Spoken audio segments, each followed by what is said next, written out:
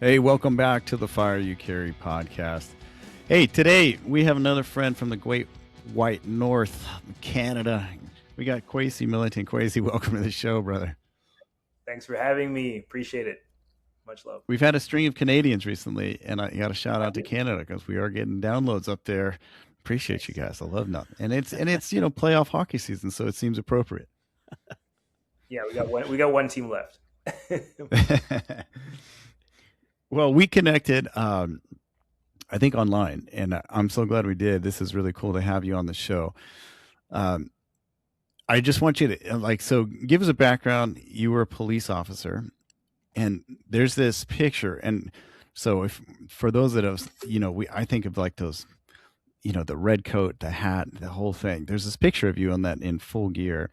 And maybe and you're standing with your mom, and that resonated with me because there was that moment. I think that we all get hired on, and there's just that sense of accomplishment or that pride. And I remember my mom, who's not with us anymore, remember like just saying the same thing. I'm just so proud of you. You know what I mean? It was one of those things that it is a moment. Yeah, it definitely is. And I'm glad I captured that picture. I was raised by a single mom, and so my mom's always been there for me, thick and thin. And when she saw me in uniform for the first time, like, we're not an emotional family. And I still remember I walking to the airport to pick her up to come see my graduation. And I surprised her. I put on the red serge, the jacket, the wide brim hat for the first time. And as she's coming down the escalator, she's not an emotional person, as I mentioned, but she starts to cry. And when she gets to the bottom of the escalator, she gives me a hug and she says, "Son, I'm so proud of you." And I always joke, I say my allergies were acting up, and I started crying. I was 20 years old. Allergies, yeah. So I'm blaming it on the allergies. And so it was one of the best days of my life, to be honest. If you are a young man and your mom is crying because she's proud of you, and you're not also tearing up a little bit, I don't know. You might be a little too hard. I have to, before we go any further down this story, I have to ask though, up there in Canada, I don't think you guys are called police officers. Don't you have a different term? No, we have the same term. We are. You still use police officers? You're not constables or something like that? So there is the job, right? The profession is a police officer, just like, fireman, paramedic, or whatever. But then there's ranks within each force. So sure. When you start on as a police officer with the RCMP, you're a police officer. RCMP, for some reason, they call them members. We're members of the RCMP. I guess we're all a family, right? But your job is police officer, but you start off at the rank of constable, and then you can rise to corporal, sergeant, and so on. Constable. So somewhere in my journey of life, I guess I just picked up this idea that was the term for police officers in Canada. It sounds better. It sounds more cultured. So I assumed that's what was happening up there in Canada, but that makes sense. Yeah. Now is that you see forces that they'll have a number. It'll say PC 124, which is police constable, and then their badge numbers. So you'll probably hear it a lot in Canada, but we're still just police officers. Copy. Now, were you an officer? It's like we have cities, counties, states, and then the federal. We're a county fire department for the Los Angeles. But is that a federal organization that you were part of? Or I forget what it was. Yes. So there are three levels. There's, municipal, which is like your city police officers. Then there's provincial. They cover the province. And then there's federal, which goes across the whole country. And the RCMP does all three. They're the one force that does all three. Depending on where you are in Canada, they may be doing like municipal, like street policing, what you normally see, traffic, all the things that you see a regular police officer do. They may be doing provincial work, or they may be doing federal plainclothes, like detective type work. So there are many different roles at all levels within the RCMP. Very cool. Yeah, I think back to that time. I went to a private fire academy through university, and it's a stepping stone. You get some certifications out of it to try to build your resume to actually become an actual firefighter. But they do this full graduation and the demonstration, and you're rappelling off buildings and stuff. And family members showed up, and I don't think they get it, but they thought, I got the job. And I was just like trying to very downplay it. Like, no, I got to go back to my lame hourly wage job like right now. and the journey continues. But there was a different feeling when, they pin for us, you have somebody pin a badge on. My wife pinned my badge on, and that was a different feeling where, nice, the nice. allergies were there, because I think everyone knew how hard it was to do something like that. So that's just I feel that when you have that, when you come down those escalators and you see your mom welling up, that's a very cool feeling. It is. And I think it takes a lot of us back to that, that first day. And it's kind of easy. It can be easy to forget it too, right? Because there's so many things that go on the job that you forget the proudest moments sometimes. Yeah. And one of the things that I want to go back, how long were you an officer before that October 2007 incident? And this welcome to podcasting, but we're going to hit you right over the head with it right off the bat. Yeah, absolutely. It was about 2 years that I got on. So in the RCMP, you get everybody goes to training in the same place, which is Midwest Canada, Regina, Saskatchewan. And then from there, you're dispersed all over the country. So you may get placed in Western Canada, may get placed in Eastern Canada. I was placed in Western Canada, which is British Columbia. I was just outside Vancouver. Vancouver is like a 3-hour drive north of Seattle for kind of geography there. And that was my first post. That's awesome. Now, are you married at the time? Yes, I was. Well, when I became a police officer, I was with someone else. But when I went through, most of what I'm going to explain to you, I was with my wife, who's my current wife now. Nice. So it's just under the assumption that when you get hired, you can get sent to any end of the country, and that's just what it is. And you're going to pack up and go and start your career there. It is, and the thing is, it depends on where you are in life, if that's acceptable to you. Like, some people want to stay in their home city because they have a family, they have a mortgage, and all of that. At the time, I didn't have anything. I was living at home, and I didn't have wife and kids or anything yet, so I was okay going anywhere in the country. That's awesome. All right, so give us the story in the background on, in October of 2007, I think it was, at the airport. Yeah. Okay. So I started, as I said, in Richmond, which is just outside of Vancouver. And I worked, your general duty police work that you normally see officers on the streets. I did that for a couple of years. And then actually just less than a couple of years, I got posted to Vancouver Airport. So every officer that goes through Richmond eventually has to do a year to a year and a half working at Vancouver Airport. And I say have to because most of the time there's not much to do at the airport. It's not like it's, flying off the seat of your pants, super busy. A lot of downtime, a lot of self-generated investigations. Most of the time you're, checking luggage, seizing drugs or whatever people are trying to smuggle across borders, pulling drunk people off planes. I always like to say, for me, sometimes it was talking to flight attendants. But it was a lot of like downtime, and a lot of officers don't like that. They didn't like going to the airport because they got out of the flow of the busy calls and the busy night shifts. For me, I actually relished the break. I was, really, really busy in the city. I thought, okay, this is a nice year to kind of slow down, take my time on investigations, things like that. So not many calls came in that were really high action calls. But on October 14th, 2007, that changed dramatically because of the call that I'm about to explain to you. Now, here's the thing. I always say 1 o'clock in the morning, 2 o'clock in the morning, that's like lunchtime for first responders.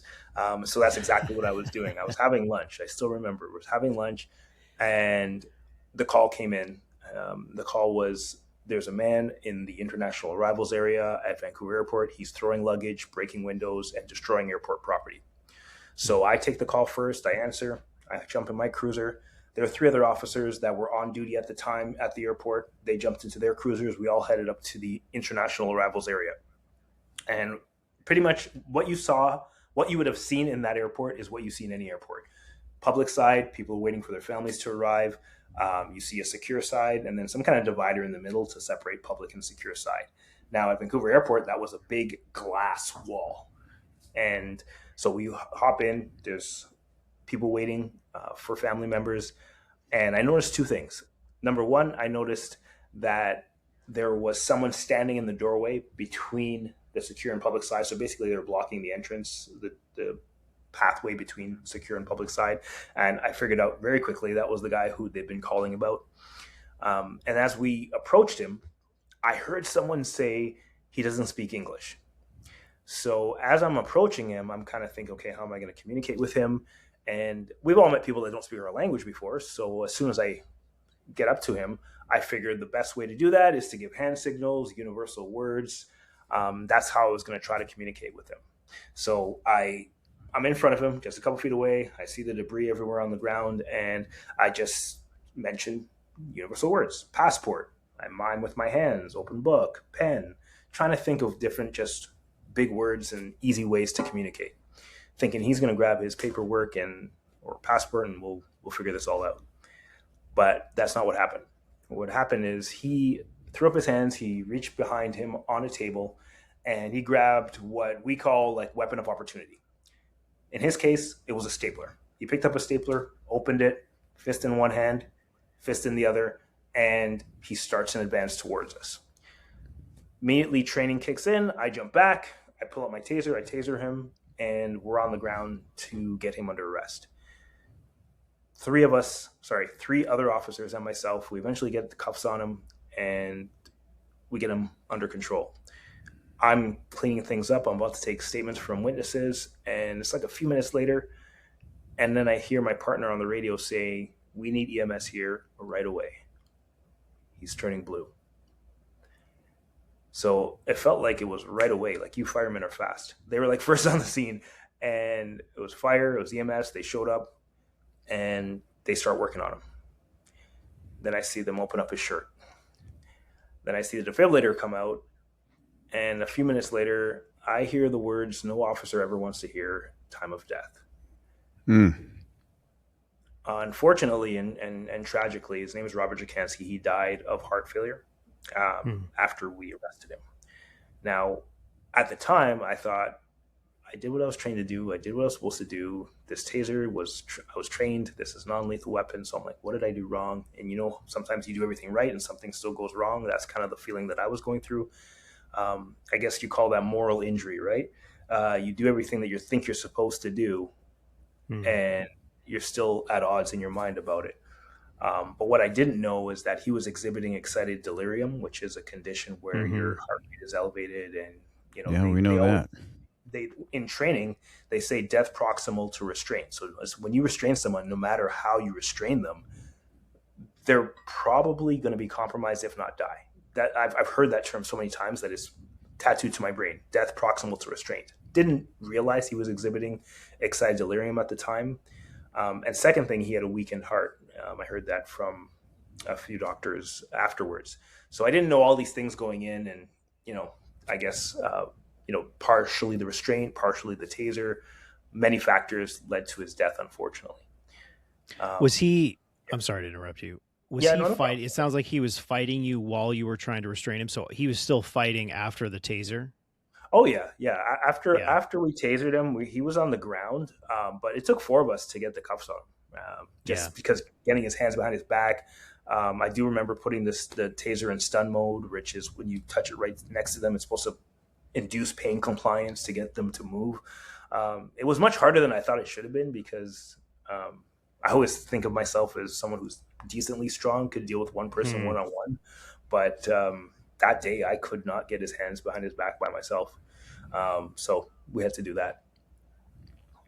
Yeah, there's a couple of things there. I mean, we're not, how do I say this?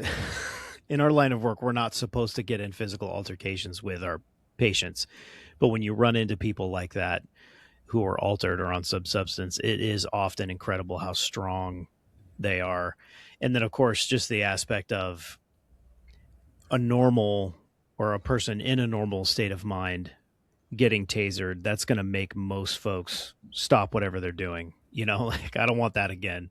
Yeah. So that does speak to the level of, we did that in training. Just whatever was going on. Right. You probably had to get tasered, huh? In training, yeah, we got tasered, and I was not motivated to try to do anything physically after I got tasered, right? So you didn't want to volunteer to go again?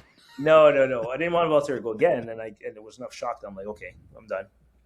Yeah. And another thing in training, they when I was in police training, they have us fight full out. And one of the training exercises is two people try to arrest you, and you have to try your best not to get arrested. And we had us all go through this, and I specifically remember how hard it was with another officer to try to get someone's hands behind their back. And even 2-on-1, we're 2-on-1. And I remember when I did it in training, the person that we were trying to arrest was smaller than both of us. We still couldn't get the cuffs on him. We actually didn't do it in training. So I partially expected that anytime I'm going to have to put cuffs on someone, I might need some help, just because people have different levels of strength when they're, trying not to be detained. No You doubt. just used the term moral injury, and you were starting to talk about just the realization in the moment of the fact that he had lost his life, and I don't want to derail from that part of the story. So can we go back to that moment? Yeah, no, absolutely. Because here's the thing, like, you go to a call and anything can happen at this call, like that the average person doesn't see. Like, you can see some pretty horrific scenes, you can see people dying, but you go back to work. It's not like you take months off when something traumatic happens. You're almost told, like, okay, take your 4 days or take your time off that you get naturally allotted. Like, I was going into a time where I had 4 days off, and then I was back on shift. I had no intention of taking any other time off, and I was back to work 4 days later. And here's the thing, I did everything right. Someone died, and everybody told me, you did what you're supposed to do, go back to work, right? And at the end of the day, it wasn't like they forced me to go back to work, but I didn't feel the need at the time to take any more time off. But we push it down, right? I pushed it down. I was responsible for the death of another human being, right? I'm at least partially responsible for that, even though there were other factors contributing. You don't just push that down and go back to work. You don't just say, I did everything right, but sometimes shit happens and you go back to work. That's not how life works. And I believe that's what they call moral injury, right? Where you have that tug of war in your brain, like, I did what I was supposed to do, but I feel guilt about it, even though I did the right thing. And that whole tug of war, it's tough to deal with sometimes, especially when you now have to go back to work and something like that might happen again. It didn't in my case, but you never know. And it almost makes you kind of gun shy a little bit when you're physical with someone. Like, oh my gosh, okay, I gotta be physical with this guy now, and I don't want anything to go wrong. And I think it can compromise the way you do your job sometimes. Yeah, for sure. Yeah, that's a fact. I have plenty of friends in law enforcement, and that they openly state how just recently, within the last 10 years, because of all similar incidents that have happened, that they question use of force, they question taking somebody down, they question all that kind of a thing. And it has changed. And it's just a sad state, because there's cameras everywhere. There's so many instances like this, and it's I feel like it's the toughest job in America, because, like, if you don't do anything, this guy could be harmful to himself or to others. If you do something and you have no idea whether he's on drugs, he has a pre-existing cardiac condition, and then it turns into your situation, which is just wild. There's lots of things that they could be going through. Right.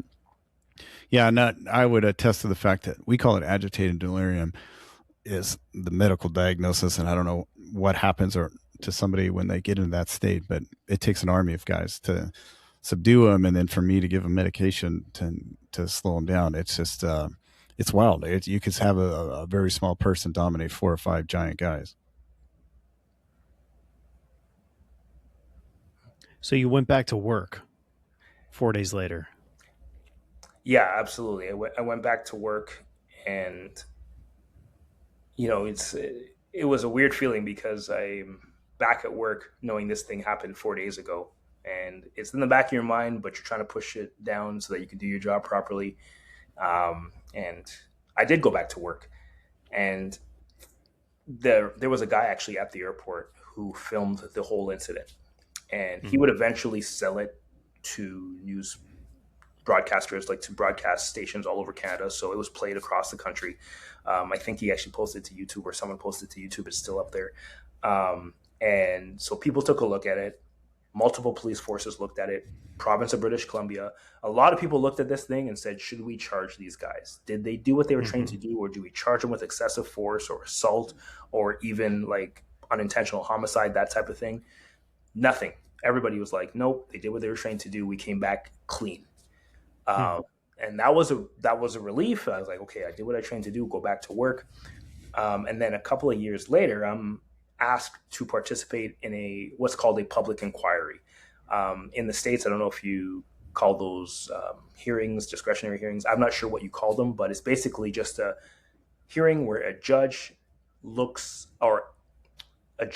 is responsible for, I guess, basically asking you questions. Lawyers came in, they ask you questions about what you did. So it's really just an inquiry to look at what happened and to potentially make recommendations of how we could do things differently in the future. So a lot of people testified, like security guards that were there, witnesses that night, the officers, of course. I spent 3 days on the stand testifying, and I figured, okay, well, tell what I did. And I thought it was actually a good thing, because all people had seen up until that point is, the big police officers take down this poor old guy and he dies, right? So there's no voice. We have no voice. So I actually was looking forward to testifying because I thought at least they're going to see that I'm a human, and behind the police being the police officer outside of uniform, I'm just a human being that was trying to do my job. That's it, like everybody else. And so I thought that would potentially kind of get some empathy, and maybe you could see my side of things as well. But it was 2 years later. And so some of the details I got wrong as to what I did. And I always say, if someone asked you for all the details of something you did 2 years ago, would you forget some things? I forgot some minor details, not major details like I tasered him or anything like that, but just minor things I got wrong based on what happened. People slowed down the video, and this is what happened, and this is what you said. Little nitpicky things, right? Like one of the things that they said was, you said, Constable Millington, that he fell down onto the ground after 2 taser shots, right? So I fired the taser twice, and then he fell to the ground. Well, they slowed down the video, and what actually happened is I hit him once, and he technically was almost fully on the ground when I had fired the second time. You can get that accurate with the hindsight of looking at a video, slowing it down. But my mistake is that I said 1 taser shot versus 2. So these are the types of things that they picked on as inconsistencies in my testimony. I tell you that because I testify, I go home, and a few months later, there's a letter waiting for me that says, Kwesi Millington, you've been charged with perjury. Wow. So I was charged with lying deliberately with intent to mislead, even though, as I said, most of the errors were like the one I just described to you, errors of I don't have the hindsight of looking at the video and getting everything right and making a perfect statement based on a video that you get to watch that I didn't, or that I had to live, and yes, I had seen the video, before testifying, but I didn't remember everything. So when I was charged, you probably didn't slow it down, and no, I didn't slow it down, and I figured I figured the questions they're going to ask me is like, what happened when you went in? Okay, I went in, I talked to him, I tasered him, we arrested him. But all these fine details, man, I got some of that stuff wrong, straight up. But it was accidental. I thought everybody would see it that way, but a judge didn't. A judge that was presiding over my case found me guilty of perjury. Wow. And in 2015, I was sentenced to 2.5 years in prison. Oh, man. Wow. Do you think there was an agenda where like the cultural thing was looking at, police brutality, and they wanted somebody to pay for this type of thing? Because that seems so ticky-tacky to try to get you on perjury on something that, obviously you don't remember every exact detail. Was there an overall thing that just seemed like somebody wanted, in government that wanted somebody to take the fall for this thing?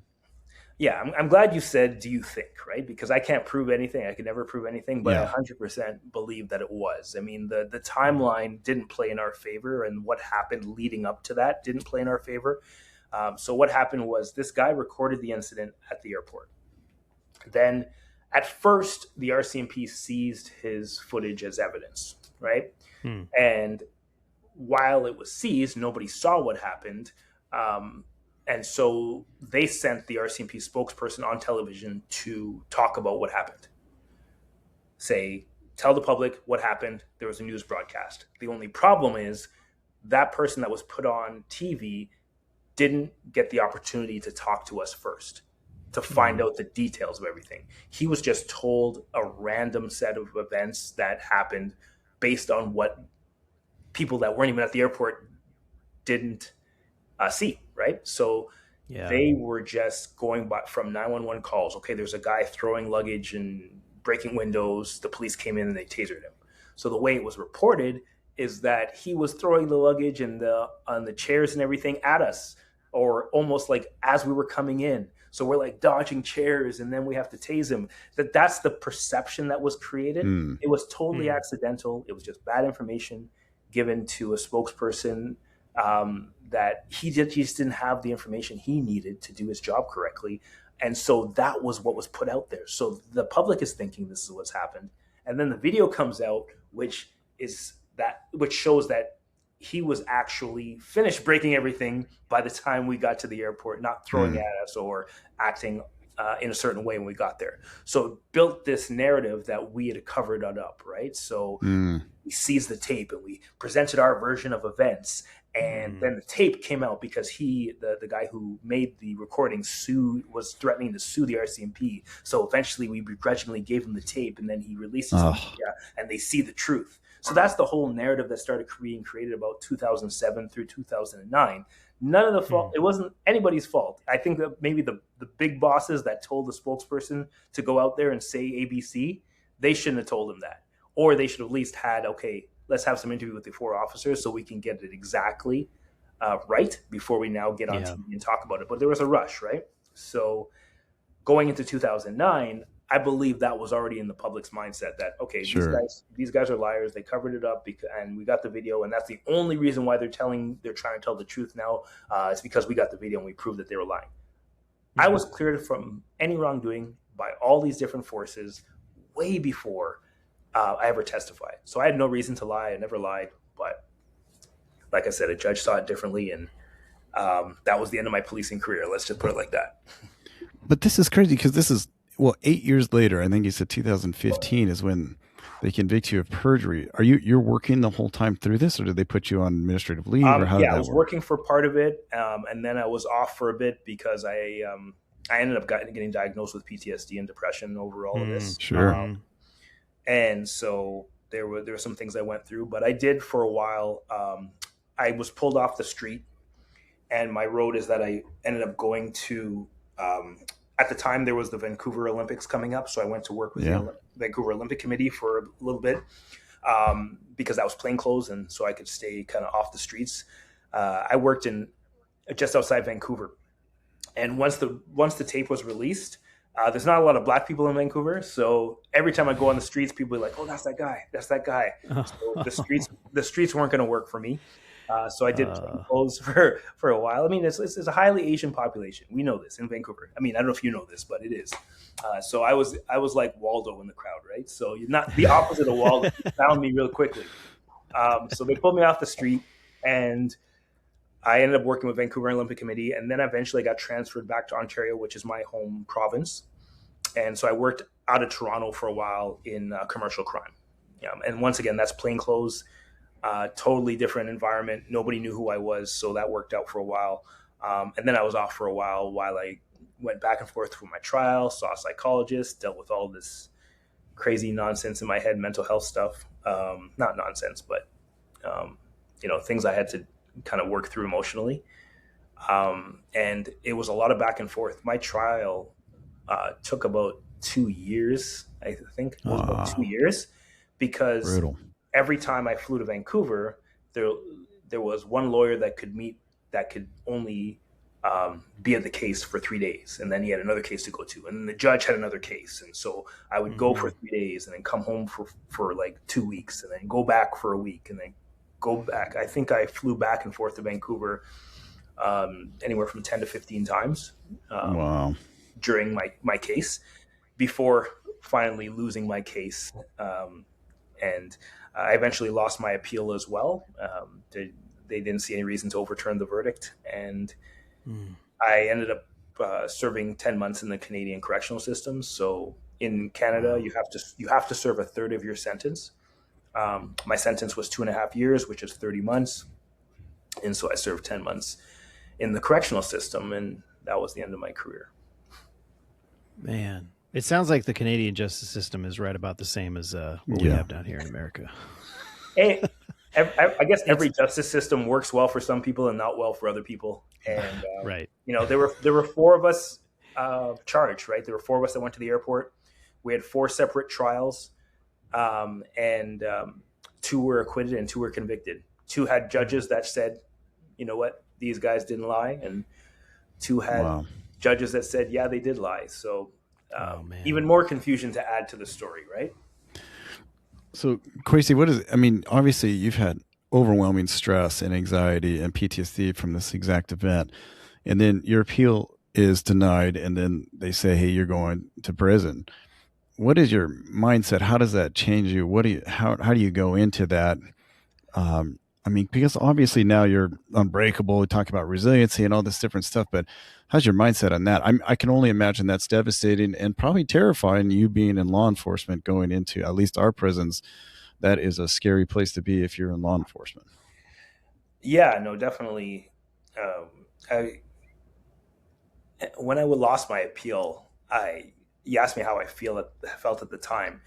It was October 30th, and October 31st is when I had to go into the prison. And the Supreme Court, where I lost my appeal, was a 4.5-hour drive from where I was going to be, I guess, surrendering myself. So I literally had to drive home, and then the next morning go to jail. And so I didn't have a lot of time to process like negative emotions like sadness and all of that, because I had to close bank accounts. I had to cancel, just things coming up. I had to, like, my wife and I were sitting in the car. A friend of ours drove us back to Toronto, and on that 4.5-hour drive, we weren't even thinking, oh my gosh, I can't believe this happened. We're just thinking, okay, let's close this off. Okay, what do you got to do?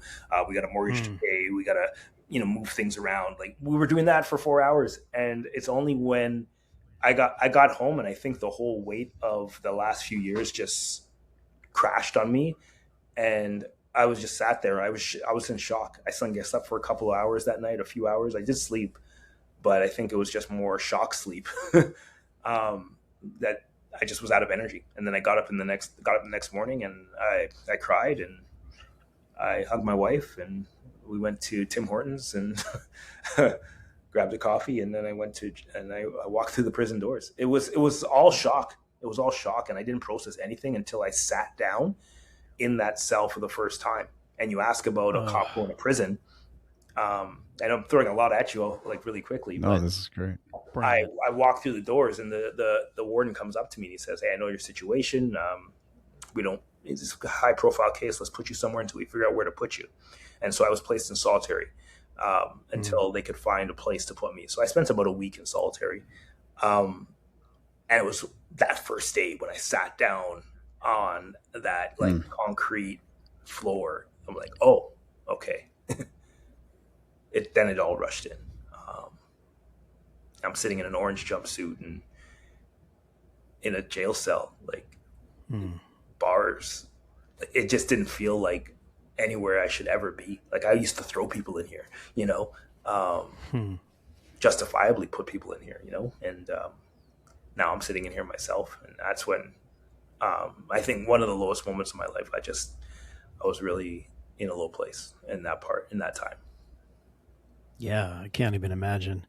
You said you had dealt with post-traumatic stress and some depression. I'm trying to get the timeline straight. Was that prior to all this, or is that post? Was that during the trials? Yeah, so there is a reason they call it post-traumatic stress disorder for a reason. The post is the post can be any amount of time, and that's what I've Yeah. realized. Like I thought, you go to war, you see someone die, post-traumatic stress disorder, it hits you, right? And I always thought that's who had PTSD, right? Like you got to Yep. go to Yep. Afghanistan and see someone, get destroyed, unfortunately, or just see something horrific, and then you get PTSD. But I was looking up the statistics, or sorry, the signs, and not sleeping, re-experiencing the event, and they say anhedonia, you don't feel pleasure from anything, and all these different things that I was starting to feel. And so I went to see a psychologist, and she's like, I think you have PTSD. And sure enough, I went to a clinic that sees officers and military veterans. They deal with it specifically, and I saw a psychologist there, and they wrote me up. And I was going through major depressive disorder and PTSD. You asked for the timeline. I think it was like around either the time of the start of my trial or just after being charged with perjury. I think that's kind of when it started to sink in, because I was still, I think, until I was actually charged, I think I was still trying to push it down, like push it away and say, this happened, but I got to move on. This happened, but I got to move on. But then things kept coming back. I go to the inquiry, it comes back. I'm charged with perjury, it comes back. I testified during my perjury trial. They're asking me questions again. And it keeps coming back. And I think that's when it started to settle in for me. Yeah, one of the things we're passionate about talking about and just doing our best to educate people and help people with is post-traumatic stress. And we've said it a bunch of times on the podcast before. You just stated it, but I think it is worth highlighting that. I mean, I had myself the exact same perception that you just stated, where, post-traumatic stress disorder is for the veteran who goes overseas and sees his buddy's head get blown off. Like, it's not for me, but that just isn't the reality. And what can be that event or series of events for one person is going to be different than the next. Your situation, I think anybody would hear this story and go, yeah, that makes sense. But we do run into guys that don't feel like their experience rises to that level. And so they are resistant to just the idea that they should seek help, because that is the ultimate answer, right? Is it isn't something that you should be trying to bear on your own, that you need to start taking proactive steps and seeking help. And it's just a good reminder that it doesn't have to be the military veteran of war, and that our awareness became heightened of that in this generation because of the wars, but that doesn't mean that it's exclusive to those situations. I totally agree with you. And there's something I have to say about this, because I talked to an officer's wife the other day, and she was in tears. I speak to first responders, but I also speak to high school students as well. And so I was in a high school, and the receptionist, I gave her my book, and she said, my husband's a police officer. He has PTSD. Like, she's listing off all of the symptoms, like 100% full-blown PTSD. But he said, nope, I'm fine. I go to work. Yeah. Nope, I'm fine. I go to work. And she's in tears because she knows he needs help. And I always compare it to, like, I've had a personal training background for multiple decades. And I've hired trainers because I've had people show me, oh my gosh, you do a workout this way, you do it this way. And they show me the right form for things. You don't know what you don't know. I didn't know I had PTSD until I sat down with a psychologist, and she listed off things for me. And then I went to a 3-hour meeting with a professional psychologist that diagnosed me. And you don't have to be ashamed of asking for help, but also you don't know what you don't know. And I didn't know that I had it. And so when they told me, hey, it's a different level, they said, hey, listen, this is the level you're at. This is the level, officers or military vets are at. There's different levels. So just because you say you have PTSD doesn't mean you're diminishing what someone else has seen that's way worse. It just means that you're asking for help, not because you're weak, but because you want to remain strong. So I just really want to put that out there. If there's anyone listening, like, and you think, oh, I'm fine, you don't know what you don't know. I really like that. That resonates a lot. Yeah. So you served 10 months, Kwesi, and this is insane. And I know for me, like, you know, and a lot of guys, it is part of our identity. You know, you ask men what, that's the first question. What do you do for a living? Who, you know what I mean? And that identity is taken away from you. Obviously, your career's over, and now you got a record. What was the catalyst or the turning point to say, like, hey, I'm going to start making this a positive? Because I mean, you write all kinds of stuff. You do, you know, keynote speaking. You do all this amazing stuff, and I can imagine that was a journey to flip the switch. And then I wanted to see, like, what was the starting point of getting well or healing or saying, hey, I'm going to create a plan and do something different here? Yeah, no, that's a good question, and there's so many different things that have happened along the way. And um, listen, it wasn't overnight. I remember sitting in that cell, and there was a time that I didn't want to be here anymore. And Mm-hmm. I always say there's only been two times in my life where I've ever thought about taking my own life. And the first time was when I was charged with perjury. It was just after I was charged, and I used to mix painkillers and sleeping pills. I'll be straight up with you, and I just do it to kind of knock myself out. And sometimes I drink a little alcohol in there too. And I remember one day I was like sitting on the edge of my bed after I was charged with perjury, and I just said, "How many of these do I need to take?" Mm. And then I was like, "Oh my gosh, I've never thought about that before." Like this, like we're Caribbean background, man. We deal with it. Like we're hard. We're hard. We don't say "I love yous" and I'm proud of you as much in our family, except for when I became an officer. So, you know, we deal with stuff. We deal with stuff. I was raised in a single parent household. I was raised in a kind of a rough neighborhood. So you just deal with stuff. So I never thought I'd ever get a thought like that. And I'm a praying man, so I pray and I'm like, okay, what do I do about this, God? And I'm like, man, let me wait for an answer. Gets quiet, and the answer comes, help somebody. And so I go to my local gym, and I'm like, does anyone need help? And I ended up training this guy. His name is Graham. I ended up training him, helping him with diet and nutrition and all that, and he got me off the bed. Mm. He helped me That's get cool. off the bed. And so you fast forward, the second time I had that feeling, I was in a prison cell, and I was sitting there thinking I don't want to be here anymore. And that whole identity thing, as we talk about, right? I'm a police officer. When I put on that uniform, it's a weird thing, man. And you know it. You put on the uniform, and that's who you are, right? I'm not just Kwesi the person anymore. I'm Kwesi the police officer. And so when that was taken away, I'm like, what use am I to anyone anymore? And then I remembered I went and I helped someone. So I'm going to help someone in here. And so I went to the prison school and I became a tutor, and I helped guys write their parole board letters, and I helped them do their essays. And by the time I walked out of that prison, I helped over 30 inmates get their high school diploma. Oh, wow. Oh, wow. Oh, I know. Okay, you're gonna stop for that. Okay, that's cool. That's cool.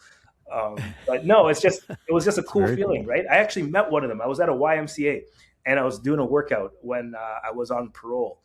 And so part of the parole is to be in a halfway house for a little bit. And so a lot of us went to the same gym. And so I'm working out at the YMCA. This guy comes up to me, and I'm like, oh, I know this guy. He was on the inside. I'm like, what's he gonna say? What's he gonna say? And he comes up to me and he's like, yo, man. And you know how guys are, right? They don't want to be like really emotional with things when they're saying something positive. So he's like, yeah, I just want to say thanks. You know, I'm one of the guys you helped. I got my diploma. I got a job at ABC Place, and yeah, I'm doing okay. And he walked away. I was like, that's it right rad. there. That's it right there. So how did I get to where I am today? I'm like, that's my thing. I just want to help people. And so I started, I'm going to write my story first. So I wrote my first book, Rise, and I just poured myself into my book, and I started to see if I could give it away to police officers, go to events, that type of thing. And a lot of them would just ask me informally, like how did you go from where you were to where you are? And that developed writing books. I thought, okay, well, I have a background as a speaking coach as well, and I've taken Toastmasters courses, so I know how to speak. Let me see if I can now turn this into something I can take out there and help other people with. And it slowly grew, but we're doing okay now. That's awesome. I'm sure it had to be a grind because meanwhile, you still had to grind and find a way to pay bills and do all that Yeah. stuff. This stuff never happens overnight. No, it doesn't. And yeah, to start from zero. And, you know, I have a lovely wife who has a secure income, but, you know, as the man of the family, you always you want to provide. It's one of the things that I think we can relate to as men. We want to bring money to the household.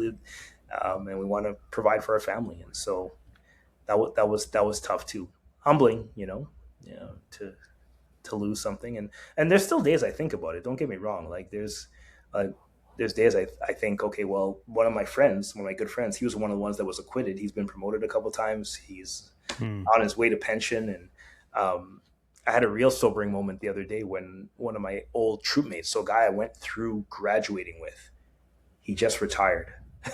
Oh, wow. I'm like, oh my gosh, I'd be a couple years away from retirement, full pension, all that. Wow. So there's times I'm like, oh, I wish it was different, but I love, love, love, love what I do now, and I wouldn't trade it for the world. Let's highlight. So your first book is called Rise. Yeah. Do you have other books as well? Yeah. So I started off by writing Rise, which is my main story, and then I realized that a lot of what I do to be like keep my mind in a good place is I journal a lot. And I started looking for repeated themes that are done in really good journals, things I like to do. And so I created my own journal. That was my second book. I created a guided journal that'll help you kind of get your thoughts out of your head onto paper. And I find that's a good part of my mental health journey. It's called the Rise Journal. And then being a speaker that speaks in middle school and high schools as well, I wrote a book for students called Unbreakable that I wrote for students specifically. Awesome. And based on our conversation at the beginning of this, before we hit record, it sounds like you're traveling a fair amount, talking quite a bit. Yeah, no, I've been blessed. I mean, I put myself out there, and it's not always easy because as part of what I do, I don't love having to put myself out on social media because I get a lot of negativity because of it. There's a lot of people out there that still call me liar, murderer, like all these different words. You name it, I've heard it. To this day, I think I got one yesterday on my TikTok. But I tell you, all of the positive responses I get, first responders reaching out to me for one-on-one conversations, inviting me to speak at events, the positive outweighs the negative by far. So yes, I've been blessed to now. I travel across mostly in North America, speaking to, like I said, first responder organizations, as well as middle and high school about mental health, resilience. A line my mother taught me a long time ago is this: in your life, it's not your reality that matters, it's your response. It's not what happens to you, it's what you do about it. And that's the whole tagline of all my messaging. And I'm blessed that, I have upcoming dates in California and Colorado and New Mexico and Arizona. And I just want to spread hope and positivity everywhere I go. That's rad. I love that. Yeah, I think there's a tendency has been to kind of hide the darkest times or some of the struggles that we have.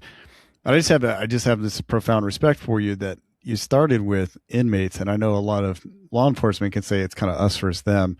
I'm not one of them. They caught me on a perjury card. And here you are. The first thing is you're helping getting guys diplomas that were in there with you, and I think that's an amazing thing to just kind of own it and to say, yeah, I was there. I can help. I got skills, and then going forward, like Nole and I do some public speaking, and we run a retreat. And I think what's one of the hardest things that we will both say, we've done it many times, but every time we have to go up and speak, we don't say how great we are. It's usually some of these dark moments, and it's not fun. It's not fun, but it is healing. I don't know if that is for you. I feel like when we talk, sometimes it doesn't have that ownership. That secret is in the light now, and it takes a little bit of that edge off of it. I don't know if that's the same for you. And I want to hear if you have any tips for us, because what is that? The second most fearful thing that people have is public speaking, and then here you are talking about one of the darkest times in your life. Yeah, I think they say that people fear public speaking and then death, right? So they'd rather be in the coffin than give the eulogy, right? So, it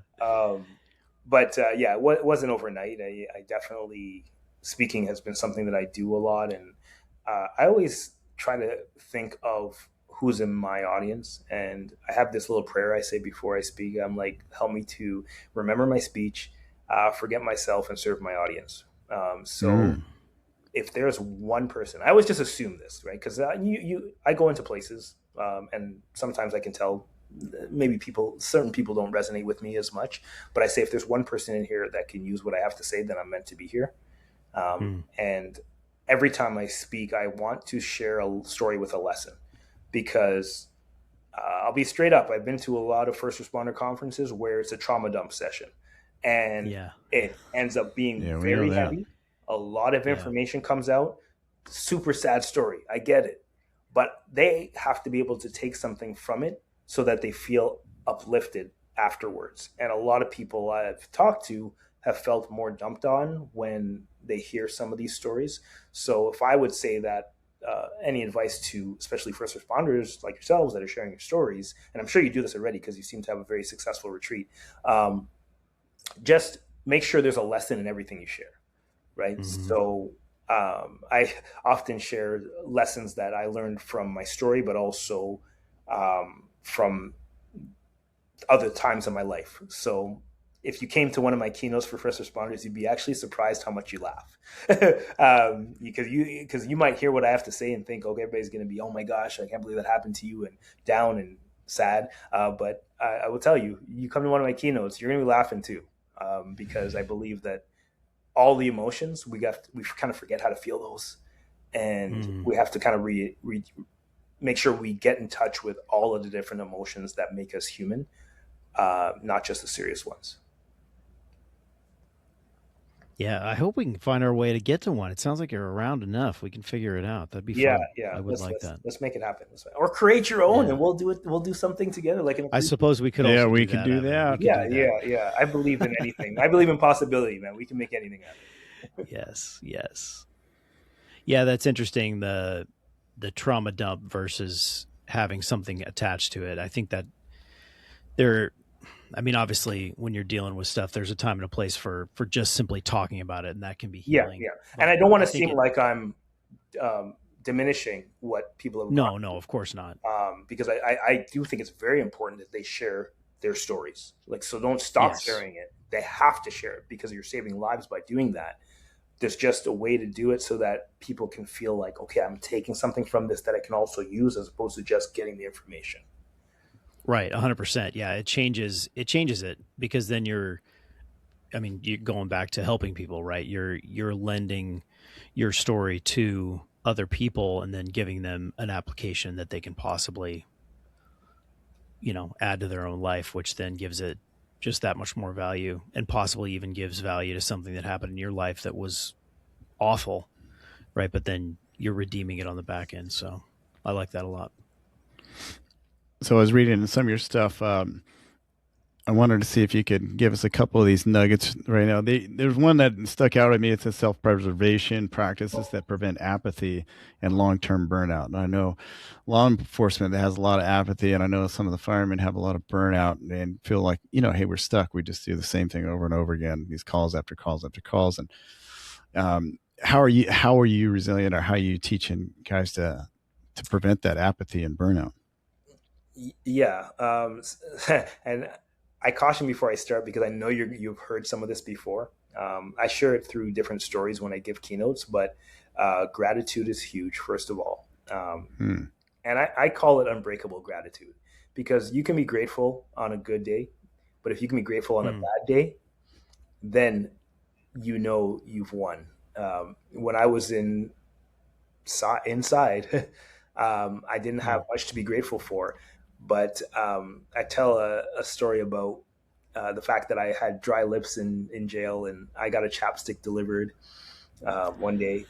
And honestly, it was a chapstick. And I put that's a game changer. That's it. Yeah, somebody who's addicted to lip balm, that's amazing. Lip balm saved my life. 3 weeks. I got it in my pocket right now. There we go. Chapstick. I promise you. You come to one of my keynotes, you'll never look at chapstick the same again. I can't live without it. Honestly, 3 weeks in, I finally got some chapstick. I put it on my lips. I started to cry. I started to laugh. Literally laughing and crying. I'm putting chapstick on. And I realized that in life, we wait for the big things to happen, right? The promotion, something major to happen in life, but it's the small things that matter. And so I started in that cell, starting writing down all the things I was grateful for every day. And the reason I did it there is because I said, if I can do it in here, if I can express gratitude and have a little bit of happiness in my life in here, then I can do it anywhere. So gratitude is one of those things that I'm not saying it's going to make your job easier. It's not going to take calls out of the queue, but it's going to give you perspective. I start my day with gratitude and I end my day with a win. So bookend my days. What's a win? What's something that went well today at the end of the day? What's something I can be grateful for in the beginning? Um, that's one thing I teach. Number two is have something that lights you up outside of your profession. Mm. I believe that that separates a lot of us from slipping into dark places. One of my good friends who went through this as well, he was one of the ones that was acquitted, but he went through a lot as well. Marathon running was his thing. He started running marathons like all over North America, and he's an amazing runner. That's his passion outside of policing. Mine was fitness and became public speaking as well. So then I could identify who am I outside of the uniform, because it was such a proud Yeah. moment putting on the uniform. It was all I thought I was. It's all I thought that gave me worth. And when I realized there was other things that gave me value that made me feel good about myself, then that helped me to just put policing, which was way up here, in perspective. It's a career. I got other parts of me, right? So that's another thing. I'm trying to think of other things that I think of, but those are two that popped to mind right away. That's great stuff. There's such like a negative tree. Sometimes you can go into work and guys start complaining about what we don't have or the raise we didn't get or the equipment we don't have or whatever it may be. And then you forget like there's all these nice cars in the parking lot. We get to work out with my friends. I got a delicious cup of coffee. You know what I mean? Like, it's just like, if we could flip the script, I wish I would say that I don't go down the negative tree, but that's like my default is to go down the negative tree. And instead I have to force myself to get into that gratitude because it switches really quickly as your mindset as soon as you start looking. And it's always the little things. It's the sunlight coming through the clouds, or it's the one that those are the things that matter to me. Yeah, That yeah. chapstick. The chapstick, dude. I feel that to my core because I can't go an hour without it. Yeah, I tell you, man, it's a tough one. But yes, no, that was those little things like remembering what to be thankful for, and it's a practice. It's like going to the gym. You go to the gym every day to get in better shape. You practice your gratitude muscle to build that up, and then you're going to start to see the good things everywhere you go, and you'll be able to reframe the negative things, right? So, Man, I don't want to totally get on this road, but this is too funny. I have to share this. How lame I am. Yesterday, I was at a little resort. A family member of my wife's got us this place, and so we were down there with just my wife and our youngest, who's 11, and they had a big pool, so he wanted to be in the pool. So we're in the pool, and I'm roughhousing with him, throwing him around, and I think we've been in the water for about an hour. And I got out of the pool. He's like, "Dad, where are you going?" And I was like, "I got to go back to the room. I need my chapstick." And he was so disappointed in me. And I came right back and got back in the pool with him, but that was a good 10 minutes that I was gone. And, for him, that's a lifetime. But it was the yeah, chapstick. And Yeah. that was like an hour. I can't even imagine 3 weeks. I'm soft. I got to get hard. I got to get stronger. hey, listen, it wasn't by choice. It wasn't by choice, but I'll I tell know. you, I when I know. got that chapstick, man, it was everywhere. You mentioned Toastmasters. My sister works for Toastmasters International. That's a pretty cool Oh, organization. okay, cool, I've done a cool. little bit of myself. And I think it's a great organization. If I would suggest for anybody, I don't know if you would, but if you're learning or want to learn more how to public speak or storytell, that's a great start. But you got any other storytelling tips for those that are interested? Um, yeah, like I said, yes, Toastmasters is a great place. Practice your stories. They have clubs all over the world, and it was just for me. It was just trying to find something that made me feel good about myself. And so, one of my favorite speakers, his name is Les Brown. He mentioned it in one of his talks, and I'm like, oh, I'm going to go check this out. And Hmm. so it was just a way to feel good about myself again, to go and share some stories. And here's what I realized is when it comes to storytelling, everybody should be a storyteller. You should be sharing your stories in some way. Social media, write, make blog posts, because within your story is someone else's healing. So if there's something that you've gone through, I guarantee you there's someone else who is a couple steps behind that's going through it that needs to hear from you. And it Hmm. doesn't have to be polished, it doesn't have to be on a stage, but just sharing who you are. It's therapeutic for you as well to get it out. Every time I share my story, like you'd think I'd be sick of telling it by now, but every time I share it, I'm able to connect with someone who maybe is going through something totally different, but it helps us know we're not alone. So I encourage everybody to get around storytelling, get involved in storytelling as well. And yeah, check out my YouTube channel. I provide tips on that too. Yeah, you got good stuff on there. Yeah, we're going to put links to the show notes in that. But you're on YouTube. You got a website. Where else can they find you? Pretty much all social. Kwesi Speaks is pretty much my my handle for Instagram and TikTok, and then I'm on LinkedIn, but of course under my full name, right? And yeah, pretty much everywhere you can find me. And you look great. So with all this traveling, how do you? What's your workout routine now? What are you doing? Thank you very much. Right, you guys look like you're in good shape too. And I got to come to your mental health retreat one year. I got to. Oh, we'd love to have you. Jump into that. Throw ice you in the bath. mix. You'll speak immediately. Yeah. Maybe next year, jump into some ice baths. I'm not good with the firemen, like the logs and the chopping down the trees and stuff, but you guys can teach me that too, right? All the stuff. Yeah, we teach that. We also don't do much of that. So. Okay, cool. Yeah, just the fellowship. I love it. You asked what I do when I'm on the road or when I'm at home. I guess I give you both. Yeah. I mean, most of the time when I'm on the road is a bit tougher because I don't have as much control over like all of my my diet completely. But here's how I take back that control. The first thing I do is I never book a hotel without a gym. So hotel must have a gym. And I look at the quality of the gym too. I don't like shoe boxes with just a bench and 1 5-pound dumbbell. I look for a decent gym. And I buy a tub of protein powder as soon as I land any destination. I will find your supplement store. I would bring my shaker cup with me. And my top priority is 1 gram per pound of body weight in protein consumed. But I find it's easiest to do that through shakes when I'm on the road. So that's like my big on the road hack. And then I'll go to I think up here you have like Trader Joe's and Whole Foods, things like that. And I'll go and I'll get oatmeal. And so I'll put it in my coffee cup and I'll eat oatmeal and protein as my main meals throughout the day to keep my protein high and good quality carbs. And then I might go out for lunch or for dinner. So I'm on the road right now. And so I've done my workout. I've had a few liters of water. I've had a few protein shakes and some oatmeal. I'll have some more of that for lunch. And then I'll probably just eat whatever I want for dinner because it's, gives me an allowance to have a little bit more fun at dinner time. So that's what I do on the road. Yeah.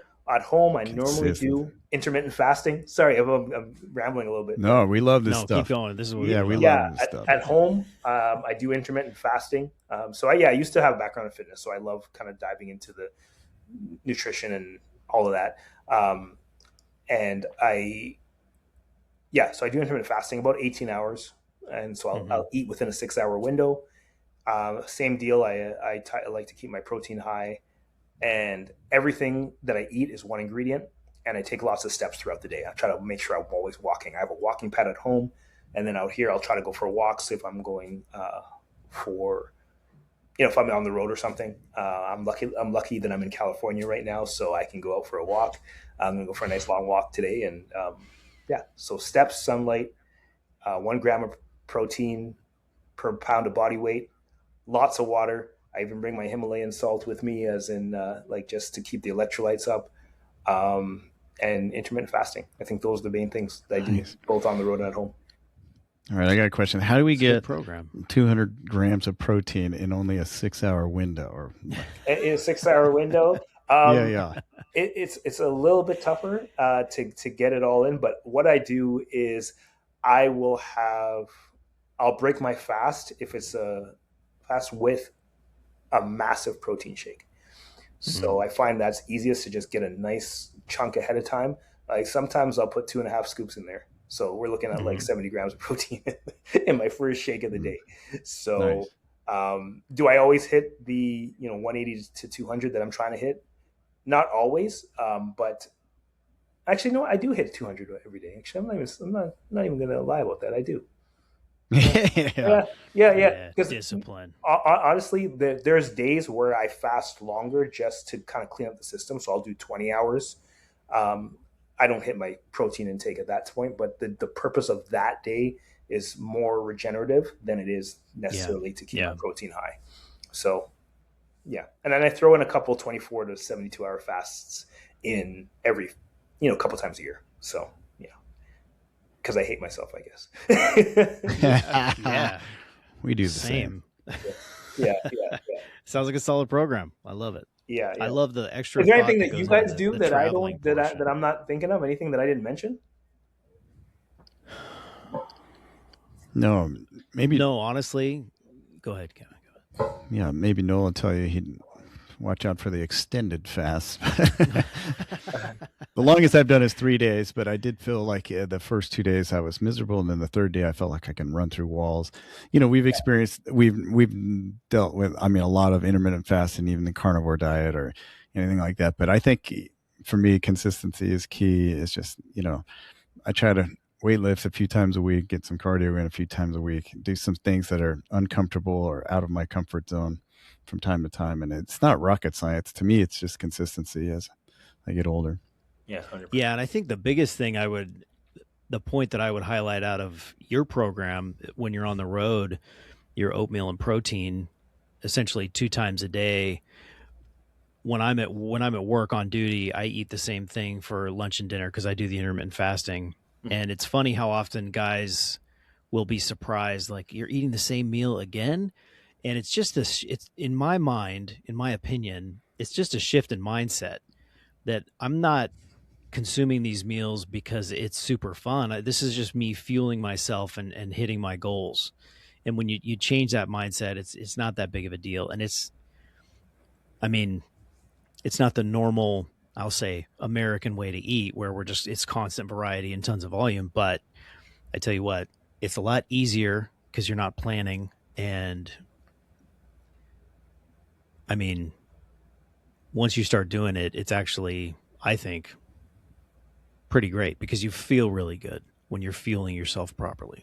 Yeah, well, 100%. And I don't like taking chances before I speak either, right? So if I'm on the road and I'm going to be speaking, I'm not going out to try some new cuisine I've never tried before.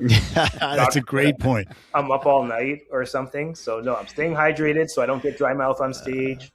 And I'm just keeping my food very basic. I might experiment with something after, right? But not before. Yeah, that's safe, yeah.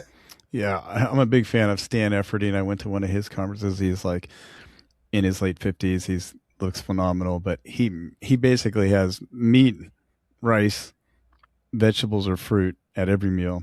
He doesn't deviate. Yeah. And he has, have you ever the old school thermoses? Like, he travels all over the place. Oh, and he'll just throw in like ground beef, rice, and some bone broth in that thing. And he travels with these things. And he's just like, awesome. He's eating meat and rice out of a thermos, you know, and he's like, I just take the thinking completely out of it. I have the same thing over and over. And obviously it's probably pretty monotonous, but it's super effective, you know.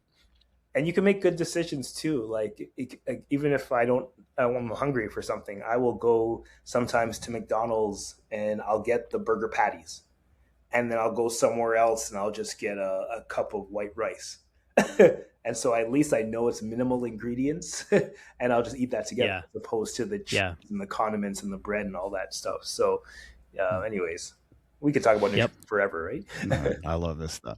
Before we go, I'd love to hear about, I know your wife and kids, maybe you can speak with them about it and how this experience you're speaking has been able to affect your kids. Yeah, so kid is singular. I have one son. Sorry. He's 6 years old. How has it affected him? That's a good question. I don't know I think my wife is like, she'll be like, you know, like, I'm so proud of you for like kind of taking what happened to you and doing something different with it. She doesn't love when I'm on the road sometimes because it's hard, you know, to be away from home. But she's like, you know, go out, do what you got to do. And she's very supportive. My son, he will look at some of my videos sometimes and he kind of gets a kick out of it. And he's becoming quite the little public speaker. Yeah. He gave a presentation at his school and I was looking at pictures and he's like commanding the crowd. He's not like timid. He's out there. He's like, this is my thing that I'm like show and tell or whatever. And I'm like, good for you, buddy. Good for you. And my goal is as he gets older and he's able to sit and not say, hey, daddy, during a presentation, I'm going to start bringing him with me on the road. Show him some of the beautiful places that I see. I mean, my goal is to travel with my family, but right now it's just a little bit harder. Yeah, that's a really cool opportunity. That'll be fun. That'll be a fun phase. Yeah. What a cool deal. I'm so glad we met, brother. And I think we'd love to probably do this again and maybe get down into like a specific topic or something like that. You got a lot to share. And it's really impressive to see you turn that. You know, there's a note on your website. It just says that what feels broken can still make you stronger. Yeah. And I feel like that's an important thing. Is sometimes with Nole and I feel like in those broken moments, like God is using this or teaching us for a better good, and it's going to make you stronger. And I think it's up to you to make that into a positive and maybe help and serve others like you've done. And my hat is off to you, because I think that's what this whole thing is about. Well, thank you for that. I have a story that I tell sometimes, and it's just about my son. A couple of years ago, he's coloring in this book. It's a Paw Patrol book. I don't know if you know Paw Patrol. Oh, we know the Paw Patrol. Yeah, of course, you must know Paw Patrol. So he has a red crayon in his hand. It breaks, and he starts to cry. He's about to throw it out. And I bring him back to the couch. I give him half, and I keep half. And I say, like, son, does your piece still color? And he starts coloring on the page, and he says, yes, Daddy. And I say, does my half still color? And he says, yeah. And so I smile, and he stops crying, and he gets it. And I say, you know, life is the same, just like that crayon. We may be broken sometimes, but broken can still produce beautiful things, right? So I actually took a picture of him holding both of the halves, because when he does go through things in life, I'm going to call back to that story and say, hey, listen, remember when that happened? Yeah. You're never permanently broken. That's why when I wear my shirts and I speak, it says I'm breakable, but they're in broken letters, because we've all been broken. But if we, you know, there are things that we can do to bounce back. Beautiful. That's the perfect note to end on. It is. Well, Kwesi, we'll put links to all of your stuff, and I implore you guys to go look up Kwesi, all the stuff that he has. And I'm looking for the ride strip. This has been the Fire You Carry podcast. Great stuff. Thank you, Kwesi. Hey, thank you for having me. I hope that I added value to, or, you know, added something to what your listeners are looking for. You guys are awesome. It's so easy to talk to you. You guys are great at what you do. So thank you for having me. Really appreciate it. You make it easy to talk. So thank you. That means a lot, especially over a video call. Yeah. Yeah.